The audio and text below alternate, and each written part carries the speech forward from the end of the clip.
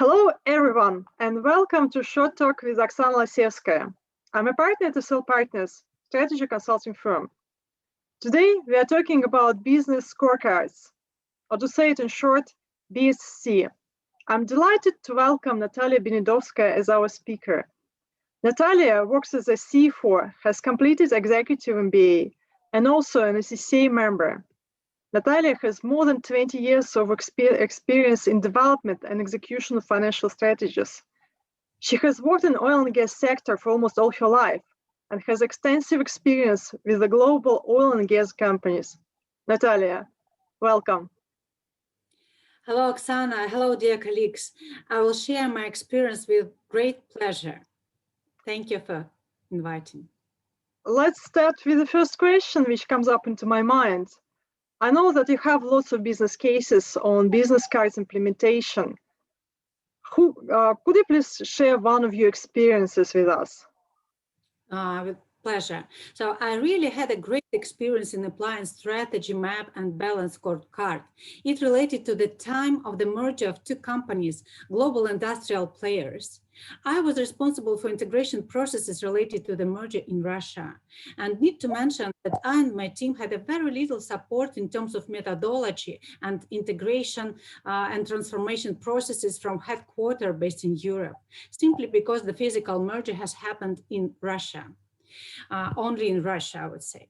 But all that I and management team of the United company clearly understood was that we needed something to create like a post-merger integration strategy and integration merger roadmap.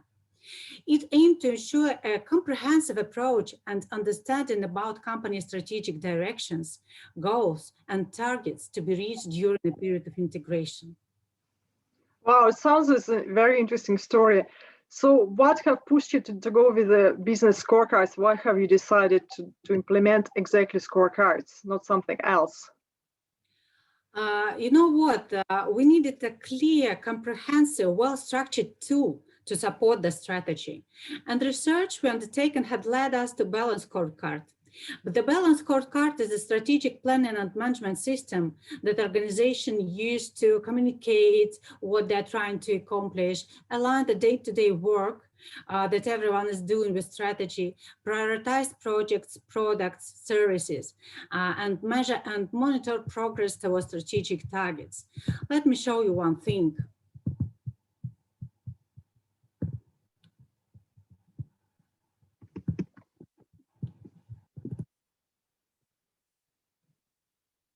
So actually, having its roots in 1990s, and I will put our picture a bit below. In 1990s, I would say that balance scorecard still is the universal tool which can be applied in any industry. The system connects the dots between big picture strategy elements such as mission, our purpose, vision, what we aspire for, core values, what we believe in, and strategic focus areas, themes, results, and goals. The more operational elements such as objectives, which are continuous improvements activities, measures, or KPIs which track our strategic performance, targets, what we desire to reach, and our initiatives, so projects that help us to reach our targets. Excellent. You know, I've been just thinking, because nowadays there seems to be so many different tools, and some might say that business scorecards are already out of date and there's no use in them any longer. Are you agree with such statement? You know, this is true that balance scorecard is not always accepted as an efficient tool by managers in modern companies due to the prejudice that it is morally and technically obsolete tool. My experience proves the opposite. Balance scorecard model helped us to understand our pain points, define our path to develop and improve, and structure the system of goals and measures. Excellent. So how have you managed to overrun people's skepticism in business scorecards in your case? Actually, I will show you this. We decided to apply a now classical 8-step model of change of John Kotter. a Harvard Business School professor to overcome the skepticism about the balanced scorecard and post-merger strategy. There are three major blocks of steps. So first is creating the climate for change. Second one is engaging and enabling the organization and implementing sustaining for change. This is the third one. So Kotter suggests, for example, that for change to be successful, 75% of the practice team need to buy into this change. And in other words, you have to really work hard on the first step and spend significant time and energy building this energy before moving into the next step. Oh, it's, I mean, that I can see it seems to be that all steps are here and you have to go from step 1 to 8 in order to be successful actually in business scorecards implementation. You know, I'm just thinking, how have you managed to succeed? What have been done? If you can share your experience. Thank you, Natalia. It's over to you. Sure, my pleasure. There was a proper communication, firstly, several meetings to clarify the idea to general manager and to management team. The idea was solved and accepted by these leaders. So top-down communication about the change necessity was done as well.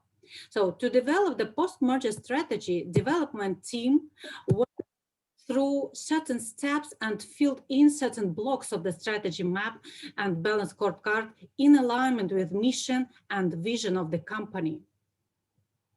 So first it was defining and setting strategical direction themes for development, defining strategical objectives in these 4 perspectives: financial, customer, internal processes, and infrastructure. We called it ecosystem. Afterwards, we decided on most important values and needs in the company's infrastructure. These are human capital, organizational capital, and information system. Look, here is the strategy map template, which we considered with our leadership management team. We can see that there is a clear alignment of vision and mission with the company. So there are 3 major teams, 3 strategic directions on which company is working, and 4 perspectives which we needed to consider: financial, customer, internal processes, and ecosystem. And important to note that all these strategic objectives support each other. So objectives of ecosystem support internal processes objectives support customer perspective, and so on. And all this helps us and helps company to reach our strategical goals.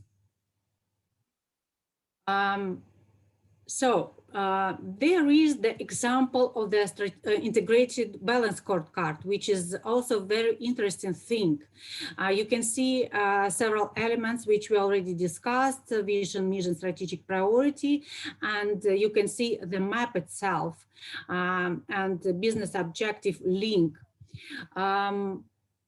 In addition to this, we can see the measures and targets and initiatives, basically projects, which helps to reach each of the strategic goal of the company. We implemented this system and used SMART principles.